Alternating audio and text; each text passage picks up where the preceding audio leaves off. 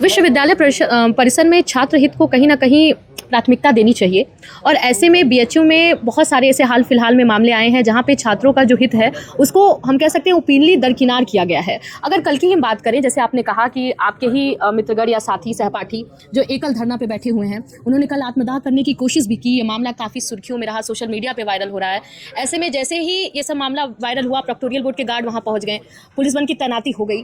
तो कहीं ना कहीं आप देखते नहीं है कि जितनी तेजी से लोग छात्रों के आवाज़ को दबाने के लिए तुरंत त्वरित वहाँ पे पहुँच जाते हैं, उतनी तेजी तो छोड़िए, कहीं ना कहीं लगता है कि जो छात्र का मेन हित है या आवाज़ है, दूर दूर तक कोई हम कह सकते हैं कि पूछने आश्वासन देने तक नहीं आता है।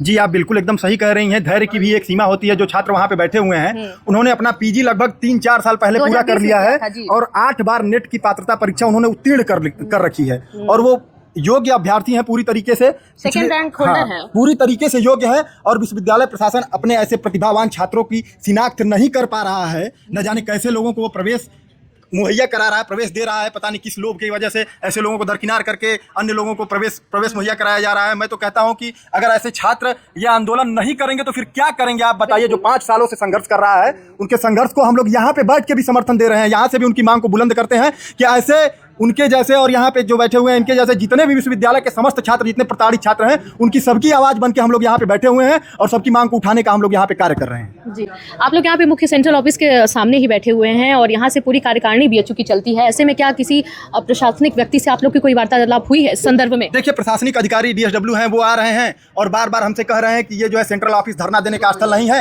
आप मधुबन में जाके धरना दीजिए। तो मैं कहता हूँ कि सेंट्रल ऑफिस आखिर बनाया क्यों, किस लिए गया? भ्रष्टाचार करने के लिए बनाया गया कि योग्य अभ्यर्थियों के? मालवीय जी ने जब सेंट्रल ऑफिस की ये पूरे इसका देखिए, विश्वविद्यालय का जो वास्तु है ना, वो मुझे लगता है कि बहुत बेहतरीन वास्तु है। ये सेंट्रल ऑफिस है, इसके सामने आप महादेव का मंदिर देख सकते हैं कि कम से कम यहाँ पे जो प्रशासनिक पदों पे बैठा हुआ अधिकारी हो, उसके कम से कम महादेव का डर हो कुछ भी करने से पहले। वहाँ पे VC आवास देखेंगे तो उसके बगल में मालवीय भवन बनाया गया है, कम से कम उसके बगल में मालवीय जी जैसे व्यक्ति का प्रतिमा बनाई गई है। तो जो मालवीय भवन के बगल में VC आवास बनाया गया है, सेंट्रल ऑफिस को इसके सामने बनाया गया है। तो ये सब वास्तु देखिए यहाँ का इतना बेहतरीन है, फिर भी ऐसे प्रशासनिक पदों पे बैठे हुए अधिकारियों को किसी बात का डर नहीं है और ये ऐसे भ्रष्टाचार बहुत बड़ी विडंबना है। देखिए आप लोग।